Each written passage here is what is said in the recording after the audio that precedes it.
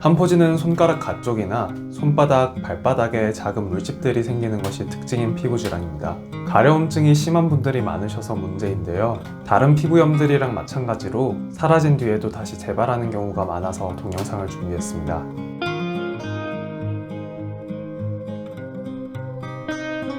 안녕하세요. 피부과 전문의 김도엽입니다. 저도 지금 한포진이라고 부르고 있기는 하지만 한포진은 옛날에 잘못 만들어진 이름인데요. 손발바닥에 작은 물집들이 생기다 보니까요. 땀이 배출되는 부분이 막히고 그 밑으로 땀이 고여서 생긴 것이 아닌가 짐작해서 이런 이름이 붙었습니다. 그런데 나중에 현미경으로 자세히 확인을 해보니까요. 땀샘에는 아무런 문제가 없었고 물집 안에 들어있는 것이 땀이 아니라는 것도 알게 되었습니다. 물집에는 땀이 차 있는 것이 아니고 피부 속에서 올라온 진물이 들어있는데요. 면역세포들이 피부에서 염증을 일으키다 보니까요. 피부 세포들 사이가 뜯어지면서 빈틈이 생기고 그 안에 진물이 들어찬 겁니다. 다른 부위에 그렇게 물이 찬 부분이 생겼다면 물집처럼 보이기도 전에 금방 터져서 진물이 나오고 딱지가 생겼을 텐데요. 손발바닥은 다른 부위들에 비해 각질층이 훨씬 두껍다 보니까요. 물집이 터지지 않고 잘 유지되어서 한포진이라고 부르는 이런 모습으로 보일 수 있는 겁니다. 결국 한포진이라는 게 병변 모양을 바탕으로 구분한 피부염의 한 종류이기 때문에요. 자극 접촉 피부염의 관리와 겹치는 내용들이 많습니다. 먼저 손발을 너무 자주 씻으시면 안 됩니다.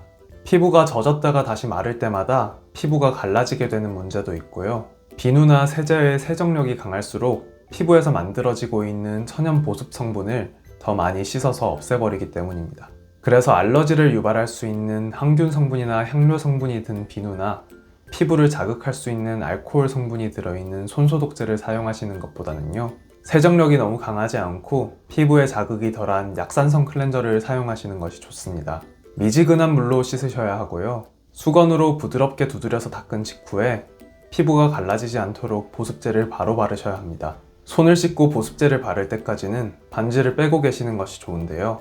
반지를 낀 상태로 손을 씻으시면 반지 밑에 클렌저가 오래 남아있게 되면서 자극을 유발할 수도 있고요. 반지 밑에 피부가 젖은 상태로 오랫동안 방치되면서 짓물러서 피부염이 시작될 수 있기 때문입니다. 비슷한 맥락에서요.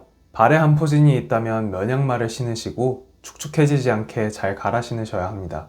손 씻는 횟수도 줄여야 하는 상황인 만큼 설거지처럼 물이 닿는 일을 하실 때는 고무장갑을 반드시 착용하셔야 합니다. 고무장갑이나 비닐장갑을 끼시기 전에요. 손에서 생긴 땀이나 새 들어간 물을 흡수해 줄 수 있는 면장갑을 먼저 끼시는 것이 좋습니다.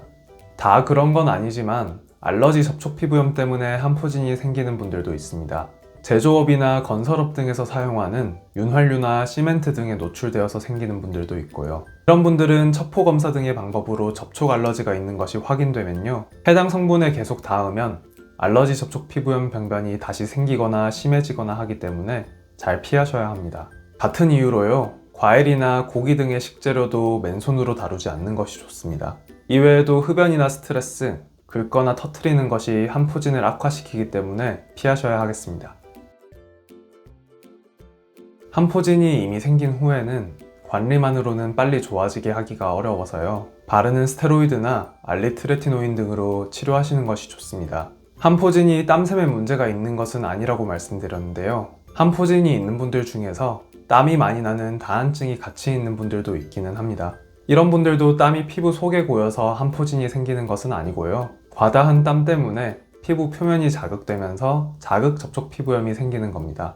그래서 다한증이 같이 있는 분들은 시원하게 지내시고 다한증을 치료하시면 한포진이 같이 좋아지기도 합니다.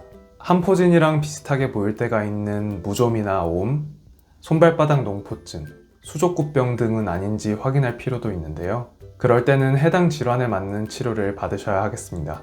오늘 내용이 여러분께 도움이 되었으면 하고요. 지금까지 피부과 전문의 김도엽이었습니다. 감사합니다.